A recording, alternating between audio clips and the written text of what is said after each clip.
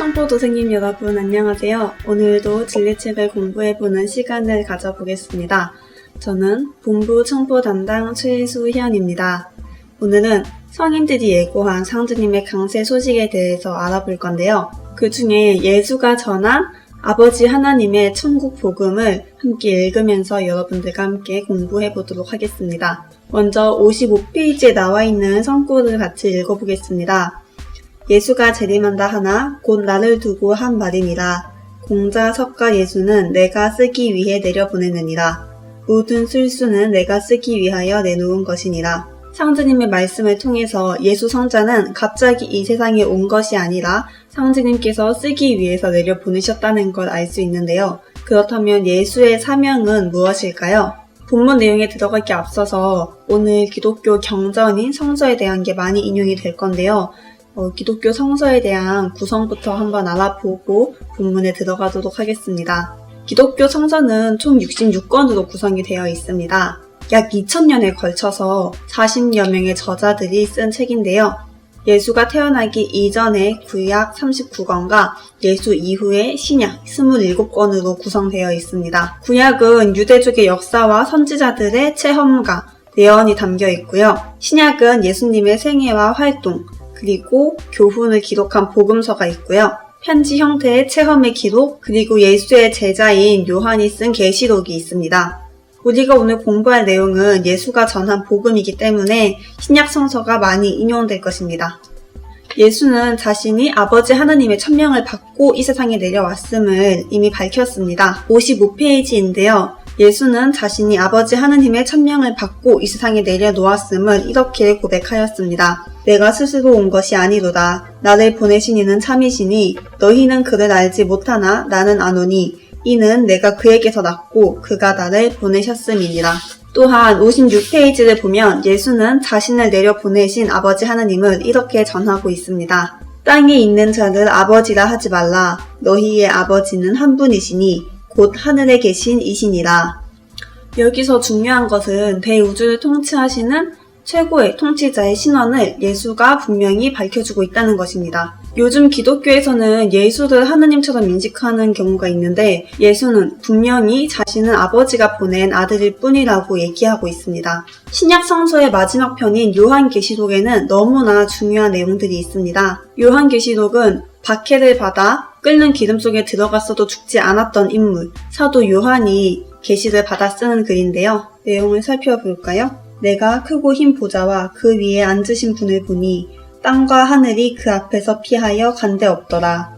보좌에 앉으신 이가 이르되 보라 내가 만물을 새롭게 하노라 하시고 하느님이 가라사대 나는 알파요 오메가라 이제도 있고 전에도 있었고 장차 올 자요 전능한 자라 하시더라. 사도 요한은 천상 궁궐에서 우주를 통치하시는 분이 흰 보좌에 앉아있는 인격신으로 존재한다는 것을 증거하였습니다. 또한 만물을 새롭게 하는 권능을 가지셨다는 것을 밝히고 있습니다. 무엇보다 아버지 하나님께서 이 세상에 강세하시리라는 놀라운 소식을 전하고 있습니다. 기독교에서는 지구촌의 모든 인류는 아버지 하나님의 심판을 받을 것이라는 종말론을 얘기하고 있습니다. 그러나 기독교에서 말하는 심판은 사실 종말론이 아니라 새로운 세상으로 나아가는 시작을 의미한다는 것을 요한계시록을 통해서 알 수 있습니다. 천지개벽으로 하늘과 땅의 시공 질서가 열리면서 지상 천국이 다가올 것을 요한은 이렇게 얘기하고 있습니다. 또 내가 새 하늘 새 땅을 보니 처음 하늘과 처음 땅은 사라지고 바다도 더 이상 있지 아니하더라. 그 밑에 쪽을 보시면은 고린도후서의 인용구가 나와 있는데요. 우리에게 기름을 부으신 이는 하느님이시니 저가 또한 우리에게 인치시고 보증으로 성령을 우리 마음에 주셨느니라 라는 구절이 있습니다. 이것은 하나님이 부여하신 인간 본연의 모습을 말하고 있으며 인간에게는 하나님의 성령이 있으니 그 하나님의 성령을 회복하라고 하는 것입니다. 58페이지를 보면요. 마가복음이 나와 있습니다. 때가 찼고 천국이 가까웠다. 회개하라 는 구절이 있는데요. 회개라는 말의 어원은 히브라어로 테슈바흐인데요. 돌아오라, 대답하라, 회개하라 세 가지 의미를 담고 있습니다. 이 복음의 핵심은 천국이 가까워졌으니 근본으로 돌아가 하나님의 부름에 응답하고 하나님의 생명력을 회복하라는 것인데요. 현재 기독교에서는 인간은 죄인이니 회개하라는 것으로 예수님의 말씀을 왜곡하고 있습니다. 네, 59페이지를 볼 텐데요. 알려진 대로 예수는 아버지 하느님을 증거하고 우리 인간이 하느님이 내려주신 성경의 은혜로 거듭나 우주 생명의 근원처인 아버지 하느님에게 돌아갈 것을 간절히 부르짖었습니다.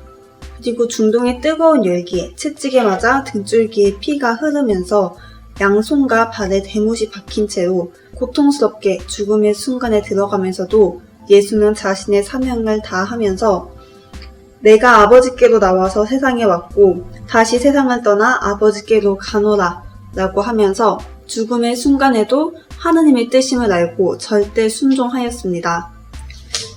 다음 60페이지로 넘어가면은요. 이번에는 기독교 창세기에 나오는 한 인물에 대해서 알아보고자 합니다. 그의 이름은 멜기세덱이라는 인물인데요. 기원 4000년 전 아브라함이 조카 롯을 구하기 위해 군대와 싸워 이기고 돌아왔을 때 왕으로서 아브라함을 반겨주고 하나님의 제사장으로서 아브라함을 축복해준 사람이 바로 멜기세덱입니다. 왕이자 제사장인 멜기세덱은 의로운 왕이라는 뜻입니다. 신약의 히브리서에서는 예수를 멜기세덱과 같은 반열에 오른 대제사장으로 규정하고 있습니다. 그리고 시편에는 너는 멜기세덱의 반차를 쫓아 영원한 제사장이라 라는 구절이 있습니다. 멜기세덱의 뒤를 쫓아 제사장이 된 예수는 하나님께 제사를 올리고 아버지 하나님의 뜻을 전하는 역할을 하였습니다. 여기서 우리는 예수의 제사장 역할을 통해서 기독교가 신교 문화에서 나왔음을 알 수 있습니다. 그 부분은 중요한 표시를 해야겠죠? 그리고 구약에는 선지자 에녹과 엘리야가 육신을 가지고 선화하였다는 얘기를 전하고 있는데요. 이것을 통해서 기독교는 불멸의 생명을 추구하는 선도임을 알 수 있습니다.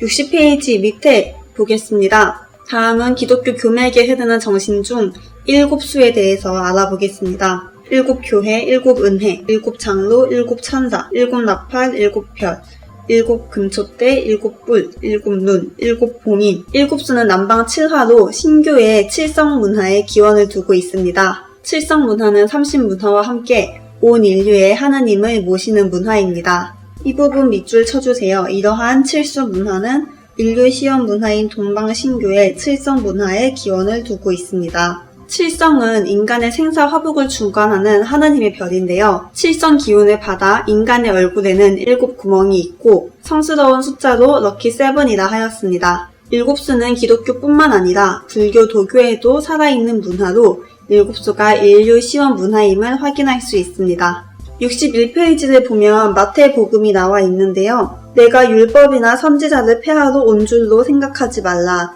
폐하러 온 것이 아니요 완전케 하려 함이라 라고 되어 있습니다. 이 말을 통해서 예수는 지상 천국의 건설 이전까지 인류 구원의 완성 시대를 준비하기 위해 왔다는 것을 알 수 있습니다.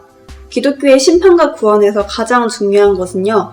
예수가 전한 아버지 하나님의 뜻이 이루어지는 성부시대, 그 성부시대가 오기 전에 선천과 후천이 바뀌는 대개벽기가 온다는 것입니다. 그 대개벽기에 엄청난 대변환이 일어나게 되는데요.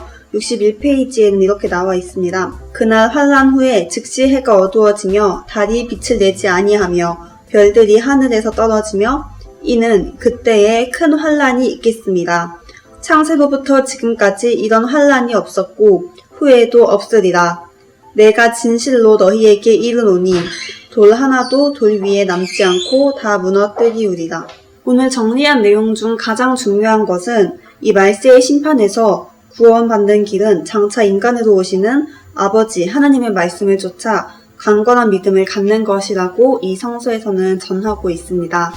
그 밑에 부분에 구원의 투구와 성령의 검, 곧 하나님의 말씀을 가져라 라는 부분에서 우리는 상주님의 말씀이 담긴 경전인 도전을 통해서 상주님의 말씀으로 새 하늘, 새 땅을 예비하고 인류 구원을 준비하는 생명력 있는 태열랑으로 거듭나야 되겠습니다. 무엇보다 예수가 말한 아버지 하나님이 곧 상제님이라는 사실을 인식할 수 있는 시간이 되었으면 좋겠습니다. 그리고 앞으로도 진리 공부에 집중해서 함께 이 진리책을 완독할 수 있기를 기원합니다. 이상으로 오늘의 진리책 교육 마치겠습니다. 지금까지 시청해주셔서 감사합니다. 그럼 다음에 뵙도록 하겠습니다. 안녕.